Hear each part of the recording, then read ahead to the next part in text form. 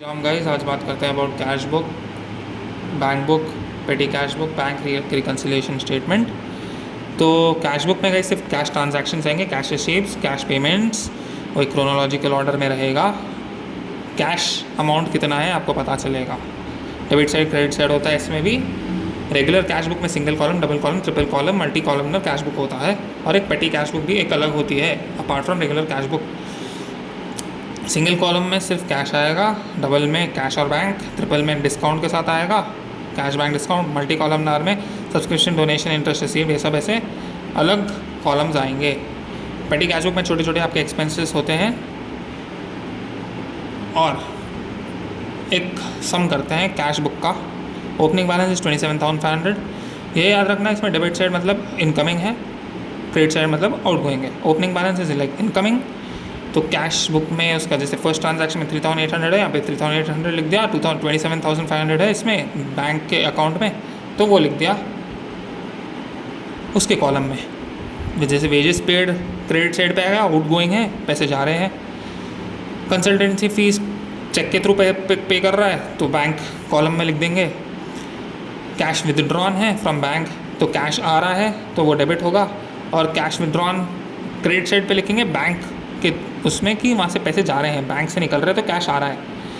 वो Contra entry बोलते हैं उसको, ठीक है। ये कॉन्सेप्ट याद रखना है, इनकमिंग आउटगोइंग का आप कर लोगे।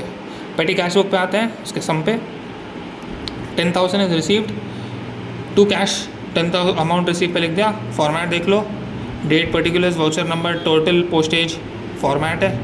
हर कॉलम में उसकी एक्सपेंस रिलेटेड अमाउंट आएगी। पर्टिकुलर्स में सिर्फ उस एक्सपेंस का नाम लिखना है, टोटल में वही एक्सपेंस का अमाउंट रिपीट होगा।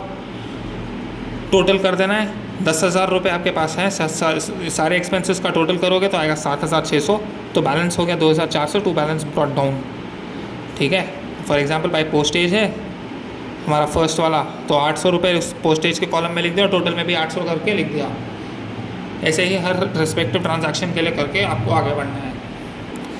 बैंक रिकन्सिलिएशन गाइस इसमें होते हैं, कैश बुक होती है, पासबुक होती है। पासबुक बैंक की तरफ से होती है, तो आपको ये मेंटेन हमेशा रखना है कि मिस बैलेंस हो सकता है। काफ़ी ऐसे ट्रांजैक्शंस हो सकते हैं जिसमें थोड़ा एरर हो सकता है, जिसमें थोड़ी लेट हो सकती है ट्रांजैक्शन होने को, या कैंसिल हो सकती है ट्रांजैक्शन। तो ऐसे चीज़ों की वजह से पासबुक और कैश बुक में दोनों में मिसमैचेस आ सकते हैं, तो आपका जो अकाउंट है उसमें मिसमैचिंग होगी।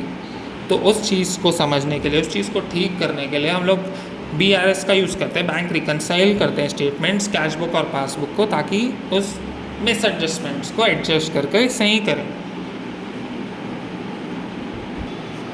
तो गाइस याद रखना, before going on to sums हम लोग ट्राई करेंगे कि पासबुक और कैश बुक का बैलेंस सेम रहे, ठीक है। Now will approach it. अब यहाँ पे कह रहा है bank balance as per cash book है 75,000, ठीक है। पर अब देखते हैं first adjustment, cheques issued but not presented for payment. तो मतलब चेक हमने इशू कर दिया मगर प्रेजेंट नहीं हुआ है पेमेंट के लिए, पर हमने कैश बुक में लिख दिया, तो now we'll have to add it, जितने भी अमाउंट के चेक से 3, 4, 5, 1,500, ताकि वो पासबुक के उससे मैच करे। Collection by bank from a customer not recorded in the cash book. Collection bank में हो गई है मगर हमारे कैश बुक में नहीं है, तो अब हम लोग ऐड कर देंगे ताकि पासबुक को मैच करें। डिडक्ट के एडजस्टमेंट्स, डिडक्शन के, checks deposited but not credited in the passbook. इसका मतलब हमने तो चेक डिपॉजिट कर दिया मगर पासबुक में नहीं लिखा गया, तो we will cut what we have written in the cash book so that it matches with the passbook. Bank charges not recorded in the cash book, तो अगर पासबुक में रिकॉर्डेड है एंड हियर इधर नहीं है कैश बुक में, तो we will record it here and deducted, ठीक है।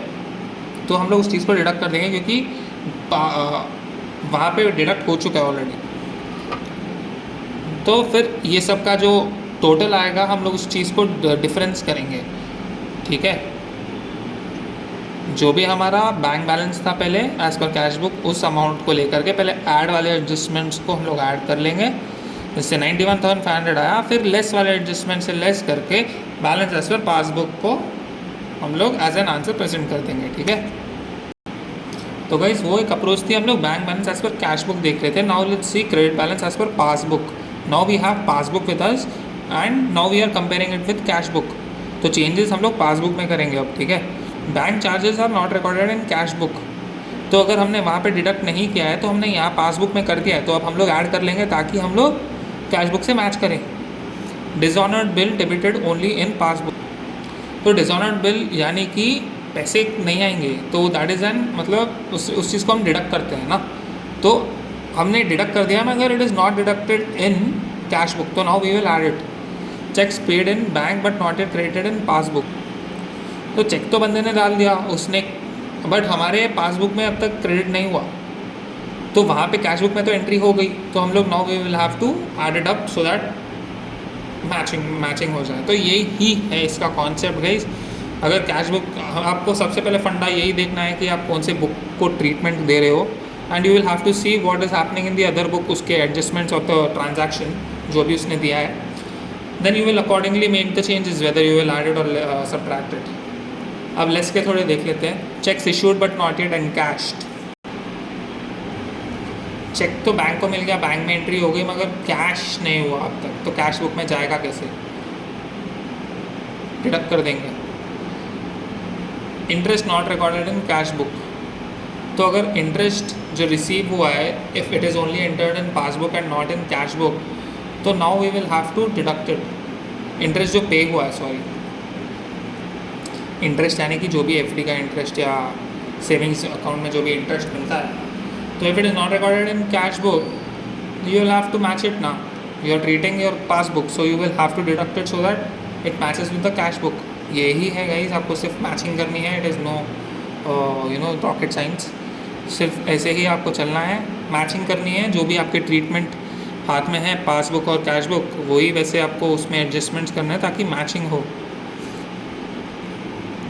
सिंपल चैप्टर है गाइज, थोड़ा सा सिर्फ दिमाग लगाना पड़ेगा कि कैसे मैच करना है। So now let's move on to trial balance. Trial balance is nothing but आपके जो भी लेजर अकाउंट के बैलेंसेस है, those are taken date wise chronological order में, and they are put into debit and और credit column as per their classification, either asset, liability, income और expense, so that you can this trial balance helps in making understand the arithmetical accuracy. The final list of balances totaled and combined is called the trial balance. It is a list of debit and credit balances which are extracted from your various ledger accounts. It is not an account but it is only a statement of debit and credit balances of account.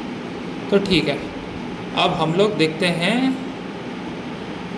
इसके purpose क्या, trial balance का। Help से analysis को एक reference मिल जाता है, और हमें इसको फाइनेंशियल, अब जो ट्रायल बैलेंस के बाद हमारा सीक्वेंस है, फाइनेंशियल और बैलेंस स्टेटमेंट्स और PNL, profit and loss account और बैलेंस शीट, वो बनाने में हमें हेल्प मिल जाती है।